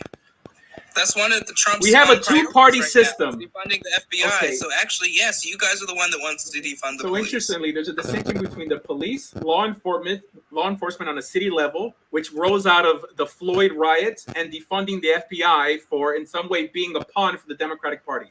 There's a big distinction. This is why you can't trust Democrats when they blur the lines, right? Can you show the evidence that they're a pawn for the Democratic Party? Absolutely, with the idea that both Joe Biden and Donald Trump had classified records, but Joe Biden's house wasn't raided, but Trump's was, right? I mean, well, did you know that Biden submitted to a search and immediately complied with law enforcement, and then Trump evaded law enforcement and tried to hide his documents? He didn't try to hide it. This is why they knew where it was. So, like, how are these situations comparable? Absolutely. How are you comparing these two situations? Because you said that give me an example where the FBI treats a Republican different than a Democrat. For example, that's a poor example because Trump didn't comply with law enforcement. He did comply.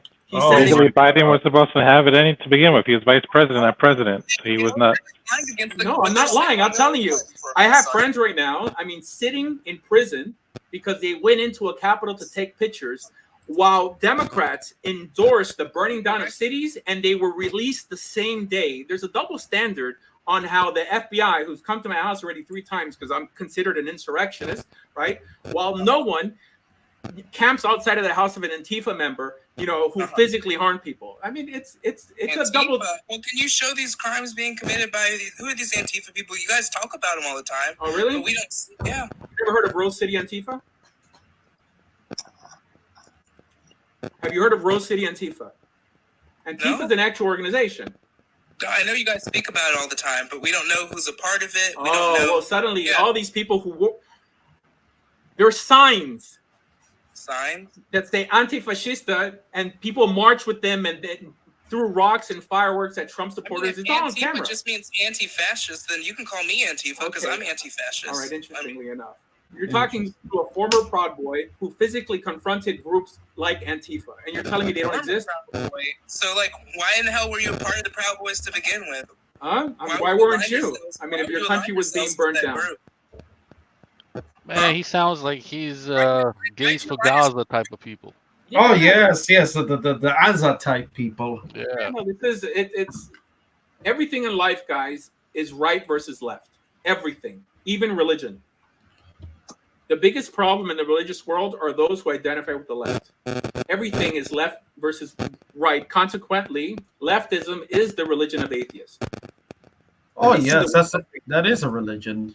Yeah, no, it's like I'm trying to be reasonable, but when he's failed to acknowledge that the Democrats wanted to defund the police, you know, and he's like, no, Republicans wanted to defund them. You were more than reasonable. He was very selective with what he wanted to hear and what he didn't want to hear. In terms of cities, guys, you'd be hard pressed to find a blue city that's safer than any red city. Okay, I'm not saying that there might be an exception, but if we're dealing for what happens in the vast majority of cases, democratically run cities are typically more violent than Republican run cities. I think I should know. I live in a Democrat stronghold. Yeah. Anyways, fine. All right. What's the next topic? Rabbi, quick question for you. You were talking earlier that you can't change anything in the Torah, add or subtract from. Yes. Yeah. So, quick question. But so many now with I don't want to cite specific things, but Kabbalah, Tanya, etc., effectively change a lot of the traditional means, or at least that's interpretation you've always given about various things. Are they in effect changing what Torah and Talmud are by doing that? But what example were you talking about? So, look at, well, you always cite conversion, but there have been some other ones you've talked about too, where they basically ignore what is in the Talmud and sometimes even the Torah, but more often the Talmud, and go with a tradition view rather than the Talmudic view. They'll go by the traditional view versus the Talmudic view. Okay. Yeah, so traditional view think the traditions that were developed, say, from 1200 till present, especially in like Russia, Poland, that area, especially the Hasidics movement and so forth, but not exclusively, not trying to dog any one group, but they'll put the Kabbalah and other things and those teachings on an equivalent or higher for the day-to-day practice and consideration. So the claim I typically make against Orthodox Jews who don't live up to Orthodoxy, it's not necessarily because they're not living up. Why is this? It says your access will go live. Anyways, I was blocked. You see how easy it is to get blocked on TikTok? So I guess somebody reported me. So Maybe it was that person that you were arguing with. Yeah, it says I suppose so too. Because that kind of people cannot stand anyone telling them the opposite. They cannot stand. Or either agree or shut down. Hold on, let me appeal this. Not that it typically works when I do this. But under appeal. Anyways, but maybe it'll come up. Yeah, no, it's guys, this is how you discuss things with atheists. You have to deal with generalities, and for some reason people don't like to generalize. Generalizations are the foundation of wisdom. If you can't kind of compartmentalize areas in life and come up with some conclusion because this group is more than that group, then you're never going to progress in your thinking. So just get them to acknowledge big picture. Do people who live like there is a God, do they do more good than people who don't? Now, there are many religious atheists. Yeah, religious atheists. They're Jewish atheists who acknowledge for sure. I'm just not convinced that God exists, but I want my kid to grow up with some sense of ethics, so I'm going to put them in a religious school. What However, about when people say that religion is a cause of most unaliving people in the world? so technically that's incorrect. Like in the last 150 years, over 180 million people have been unalived under atheistical pursuits. That whether it's, like mainly communism, there's 180 million just on communism. From Mao Zedong, you have around 70 to 75 million. Stalin had 40 million. Untold millions from North Korea. We didn't even know how many people are. Or have been wars that unalived have there. been started. So now, if you want to throw in fascistic pursuits, which were also atheistical pursuits because they weren't religious in nature, like no one was killing each other in the name of Jesus. That's even more and more. More people have been unalived in the last 200 years under secular atheistical pursuits than have ever been unalived in the name of Christianity. All right, because this is what they typically like to use. I think in the Inquisition, there was a poll, I heard this on the Dennis Prager show, that only around 1,500 people were unalived in the Inquisition in around 700 years. 1,500. Of course, they make it sound like the Inquisition, it's nonsense. It's yeah. But the Inquisition wasn't about killing people, it was about torture. Right. Well, regardless, I mean, that's their big example in the Crusades, but the Crusades were typically between two, combatants. Yes, people got caught in the middle. But the biggest threat this world has is atheism. And it's not even being an agnostic, because you could be an optimistic agnostic and say, like, look, I honestly don't know, but I like what I hear, and I like what I see in the lives of religious people. Right? But an atheist wants to fight against everything traditional and want to reinvent the wheel. They want to reimagine everything, reimagine policing, reimagine education, and they live a trail of blood and carnage, and they never say they're sorry for it. Okay, and every society keeps trying it again and again and again. So it's just people who are bored with life, because it's typically comes from first world countries, right? Who like resent the religious, and anyways, fine. That being said, guys, I'm gonna stab out now because we're not on TikTok anymore. I mean, I have another account on TikTok, but I guess we'll just go live tomorrow again on TikTok. Anyways, guys, thank you for stopping by. Yeah. Rabbi, before you quit and everything else, yeah, there is any way to contact you, to have a call with you, because I really need to talk to you, not about stupid stuff. I need you as a rabbi. I don't have one. 786-702-5711. I'm putting my number in the thing. I have it already. Oh, then call me. I mean, don't call me today. Call me tomorrow. Okay, tomorrow. Okay, Anytime. I'm gonna write to you right now so that you have my number. Bellissimo. Forget about it. All right.